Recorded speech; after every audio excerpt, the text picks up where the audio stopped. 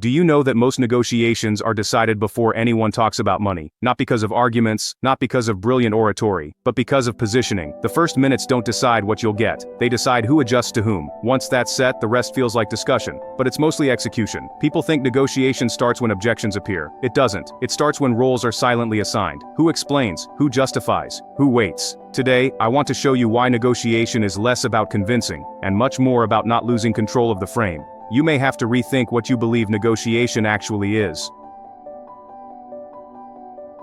Most people think negotiation is about winning. It's not. It's about alignment under constraints. Both sides want something, both sides fear something, and both sides are constantly testing where the limits are. What looks like disagreement is often just uncertainty about boundaries. Negotiation is not conflict, it's a coordination problem, with asymmetric pressure. Imagine a dispute on the delivery date of a contract. Is it non-negotiable? Or can it be relaxed by adding something to the scope while safeguarding service quality, which you understand is paramount? The moment you understand that, you stop trying to dominate. You stop performing, and instead, you start managing where the conversation is allowed to go, what can be questioned, and what should never be up for debate. That's where outcomes are shaped, quietly. Negotiation is never neutral. If you need the deal more than the other side, you are already under pressure. That doesn't mean you've lost. It means you must be more disciplined than usual. Imagine your contract expires on Friday. That deadline is real, but it's your problem, not theirs. An effective negotiation should not revolve around that urgency. If it does, you've already shifted the balance. Instead, ask a different question. What do they want that you can offer? Better pricing, longer commitment, R&D investment, extended service, or warranty? Pressure doesn't disappear. It transforms into options. But only if you don't negotiate from panic. Power is rarely equal. Discipline is how you compensate. Every negotiation starts with a frame. Who proposed the idea? Who defines what the discussion is about, and who is expected to adapt? That part is often invisible, but it determines everything that follows.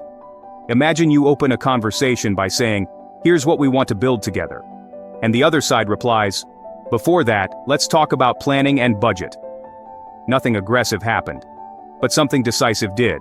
The conversation just shifted from your proposal to their priorities. You are no longer leading, you are responding. Your first job in a negotiation is not to defend details, it is to establish the logic of your proposal. Because if you don't set the frame early, you'll spend the rest of the negotiation justifying yourself.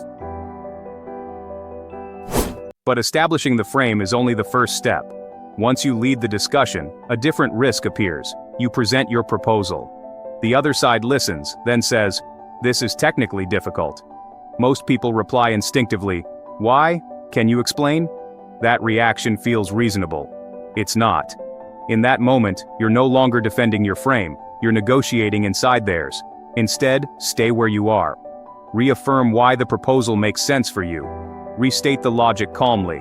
Listen carefully, without relocating the discussion. Technical difficulties matter, they can be analyzed later. But if you let objections dictate the direction, your frame slowly erodes, and with it, your leverage.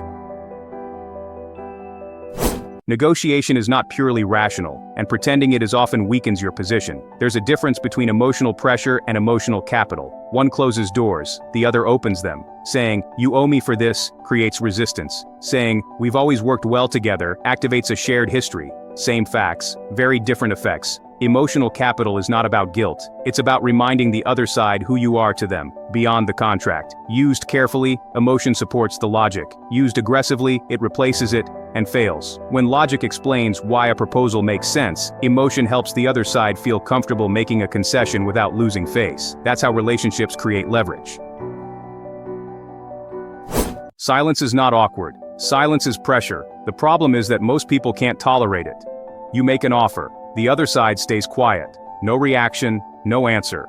And almost immediately, you feel the urge to explain more, to justify, to soften the proposal. That urge is the trap. When you fill the silence, you're negotiating against yourself. Let pauses exist. Let the other side think. Let them carry the weight of the decision. Time works the same way. A negotiation that doesn't close today is not a failure. If both sides agree to come back, it means engagement still exists. And engagement is value. Patience often creates leverage that arguments never will.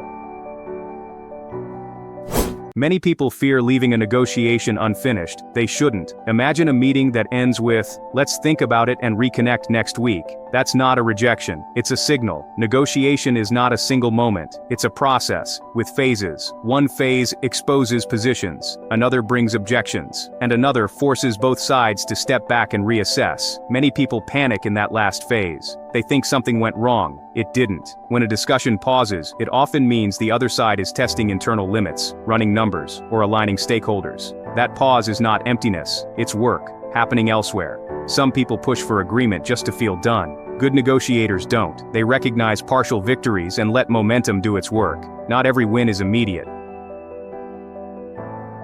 Negotiation is not a performance. You don't need clever lines, you don't need dramatic moments, and you don't need to win the room. What matters is coherence.